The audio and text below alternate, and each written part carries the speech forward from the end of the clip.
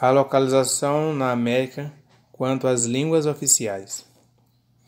A partir do início do século XVI, a América começou a ser colonizada por povos europeus que ocuparam as terras dos habitantes indígenas e impuseram seu modo de vida e sua cultura. A língua é um dos elementos culturais herdado por colonizadores.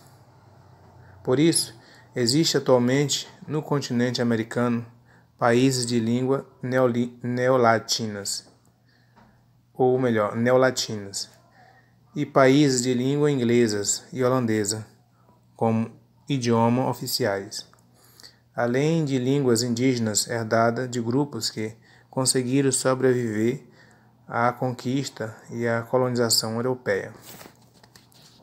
Quanto às línguas oficiais e sua predominância, a América pode ser dividida em América Latina, que é formada pelos países de língua neolatina, América Anglo-Saxônica, que é constituída por países de língua inglesa.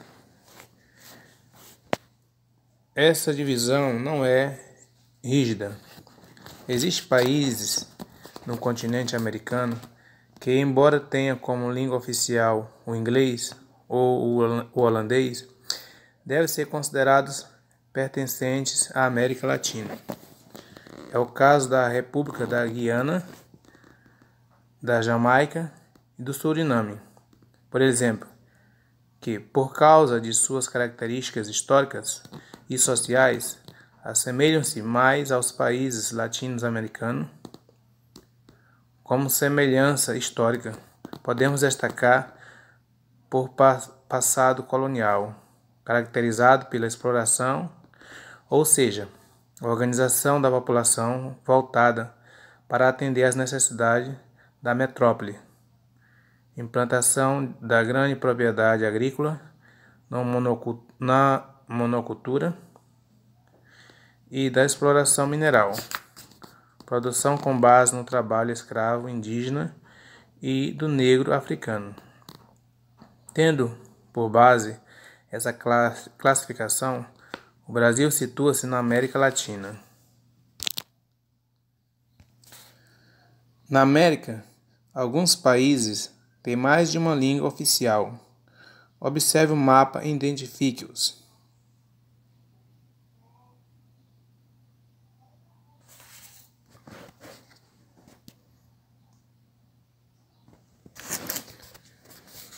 Sim.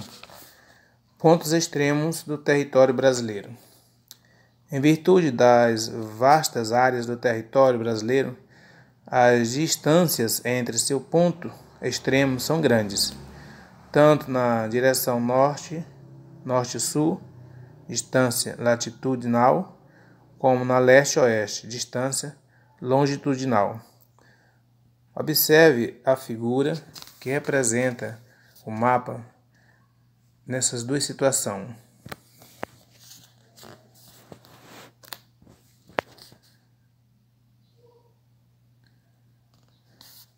Latitudes e diversidade de clima e paisagens naturais.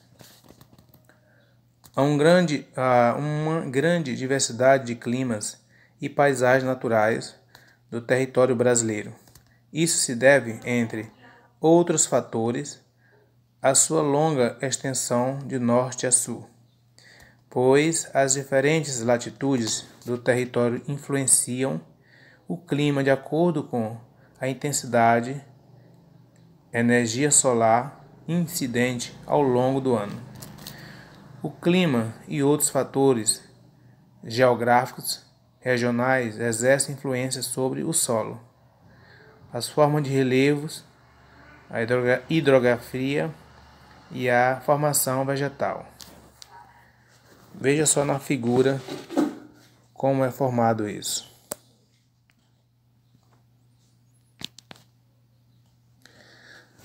Nós temos aí o mapa que representa esse clima e temos as cores. Nós temos aí o clima sob influência de massa de ar, equatoriais e tropicais. Nós temos na cor bem avermelhada, equatorial úmido, convergência dos alísios. Nós temos uma cor alaranjada mais escura, que é o tropical, versão úmida e inverno seco. Nós temos aí uma cor laranjada bem clara, que é o tropical semiárido, ação irregular das massas de ar. Temos a cor verde claro, tropical litorânea úmido, exposto à massa tropical atlântica. Temos também climas sob influência de massa de ar tropicais e polares, que é essa laranja mais densa, né, nem tão clara nem tão escura, que é o tropical de tropical de altitude. A altitude acima de 1000 metros determina o clima. Nós temos aí esse cor laranjada mais escura, que é o subtropical úmido, domínio da massa polar atlântica. Ao longo da costa, influência da massa tropical atlântica.